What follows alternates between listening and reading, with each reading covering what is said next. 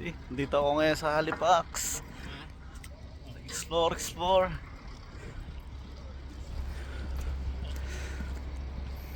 Yan, yung dagat. Dito, nasa dagat ako. Malamig dito. Kahit maaraw na. Dito ako downtown ng Halifax. Dito kami sa downtown. Medyo malamig kasi katabing dagat.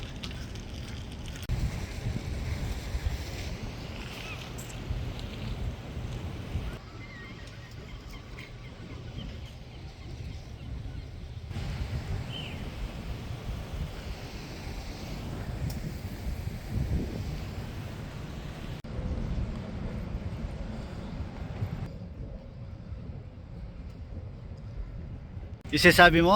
Ha? Yung sinasabi mo? Hindi, isa pa. Tara. Pero huwag mong bigyan.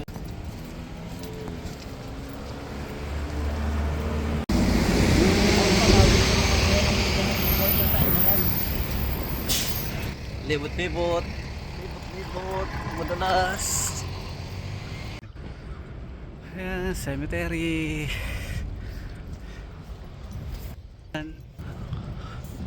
Pasyal-pasyal lang mga kaibigan. Pasyal-pasyal muna. Dito kami ngayon sasakay ng bangka patawid sa kabila. Hello guys, dito kami ngayon sa sakay ng pandagat.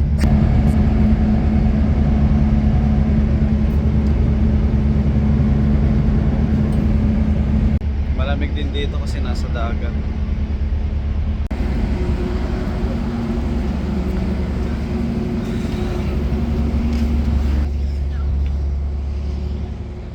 Dito ako sa taas ngayon.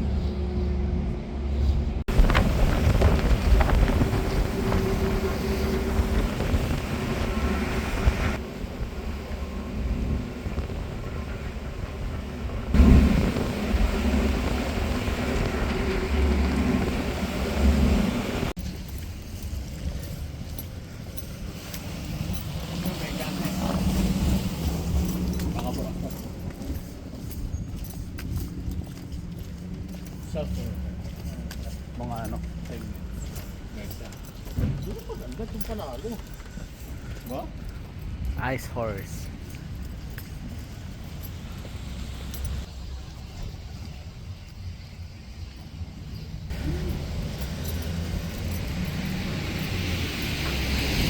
Sa mga fisherman. Fisherman. Supplier sila ng mga isda eh. Production. Baka doon talaga ako eh. Isdaan eh.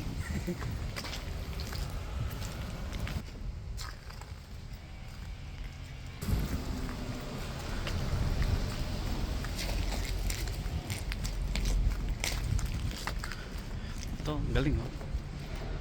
Galing pagkakagawa oh. Yellow yan. Ano yan? Bosa to. Scotland? Ay close. Ang tawa. Teka lang ah. Dito ako ngayon sa maritime bus papuntang Bangko. 12:20 pa ang alis ng bus kaya meron pa ako para makapunta sa loob. Masyadong malamig ngayon dito sa labas. Guys, tumulong ako sa loob, malamig. Dito na ako sa bus.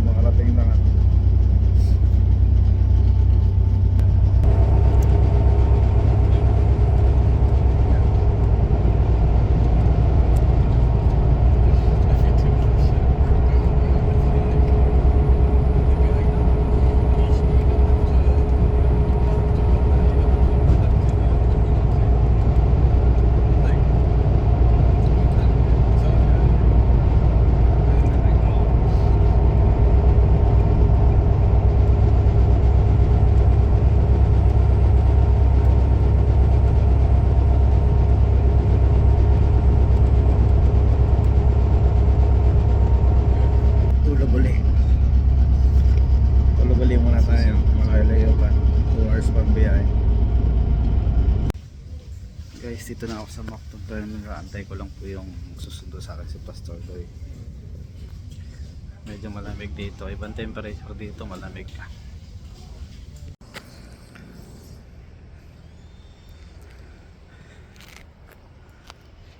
Okay guys, andito na po ako sa New Brunswick. Yan na po ang itsura ng Brunswick.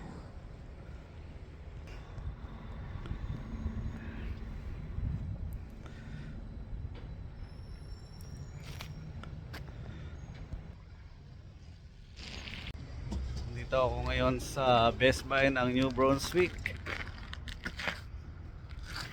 Sinama ko yung aking pastor. Best Buy. Medyo hindi na ganong malamig.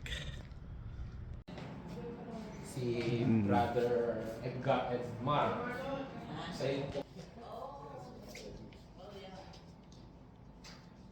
Nandito po ako sa dinecorate kahapon sa wedding para bukas. Guys, maganda yung pagka. Ayan. Nandito po ako sa Logos Church at nag-aayos po ng para bukas. Maybe dyan din ako ikakasal.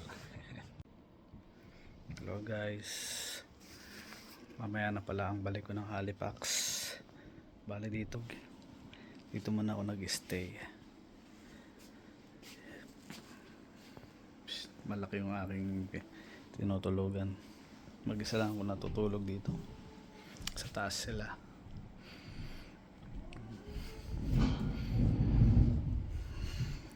Atin muna tayo ng kasal para bago tayo malis. Maya pa yan. Okay, nandito ako guys ngayon sa kasal.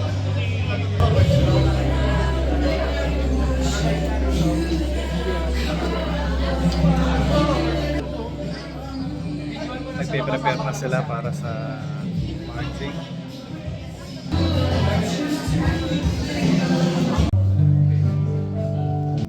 Yun na, umpisa na. Umpisa na marching ng kasal.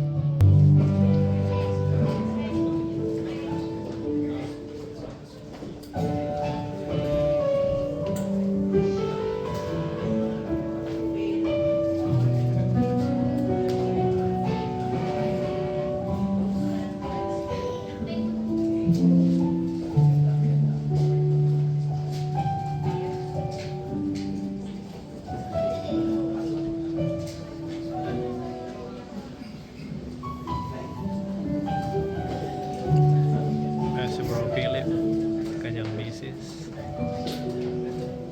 Sa susunod, si Bro Marvin, at si Bro Ariel. Sila po yung may-ari na aking tinutulayan ngayon.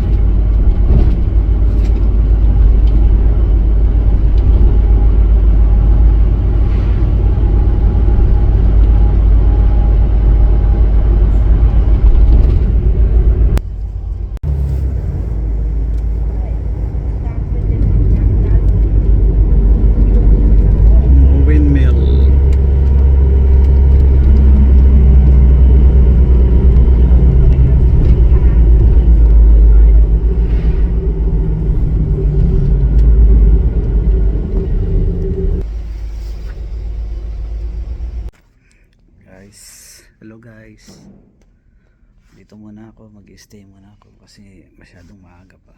Bukas pa ng morning ang aking flight papuntang Montreal. Tapos ng Montreal punta ng Toronto, tapos Toronto to Edmonton. Masyadong maaga pa, nasa 10 pa lang ba or 9:39 pa lang. Bukas pa ang flight ko. Hindi na ako pumunta sa kaibigan ko kasi masyadong alanganin na yung papunta rito. Kaya dito na ako magpapalipas ng gabi para hindi na ako makakahassle mamaya. Sleep na tayo guys, tulog muna tayo. Mga guys, hindi ako makatulog, ang ingay ng pana kahit saan talaga sila dali. Sumigil boses, paano ako makakatulog dito?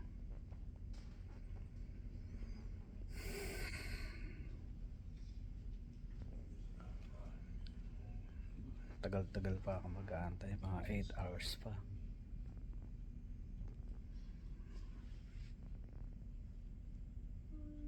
Dito na ako, antay na ako ng 7:40 AM.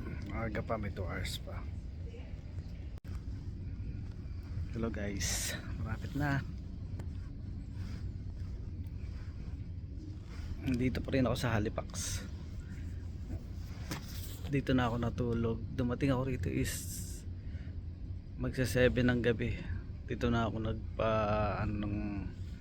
paumaga kasi medyo alanganin din doon sa bahay ni Sir Shewa kasi gigising din ako ng madaling araw, baka may stroke ba din sila, nakakaya din, kaya dumiretso rin ako dito. So next slide, first playing field is featuring Wendy, William Malapit. Madison, Mary.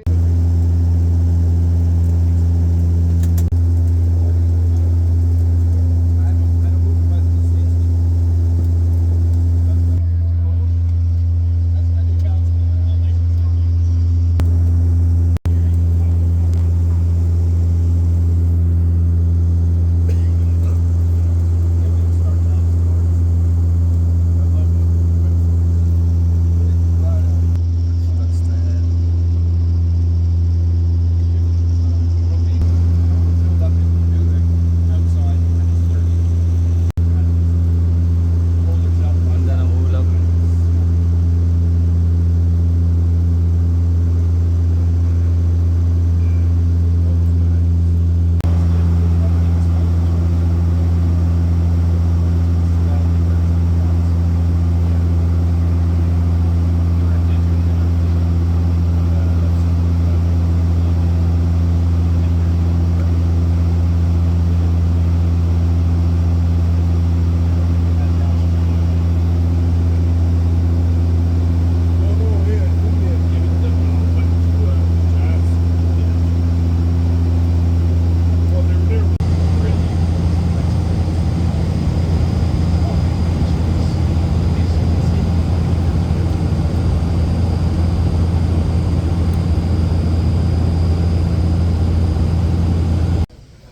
Guys, andito pala ako ngayon sa Montreal.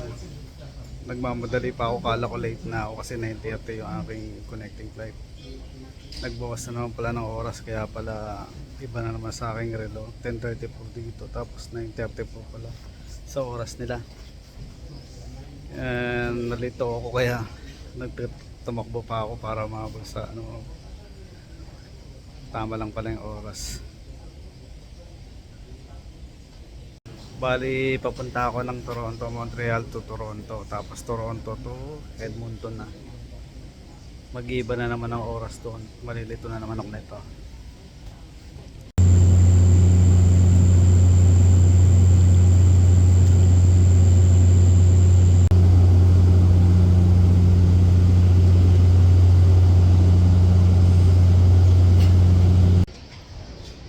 Hi guys, on the way na ako papuntang Edmonton. Nasa Toronto na ako 4 hours and 30 minutes pa.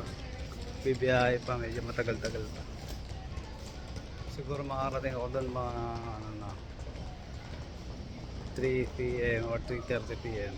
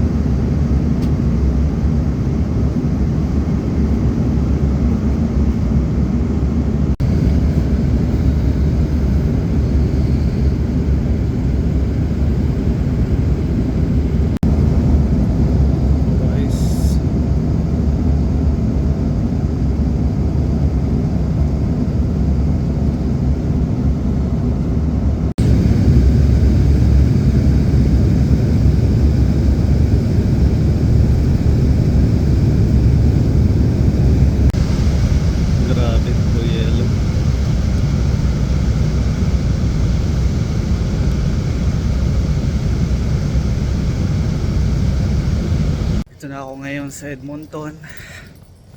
Kuha na lang ko ng Uber para makauwi ng mabilis.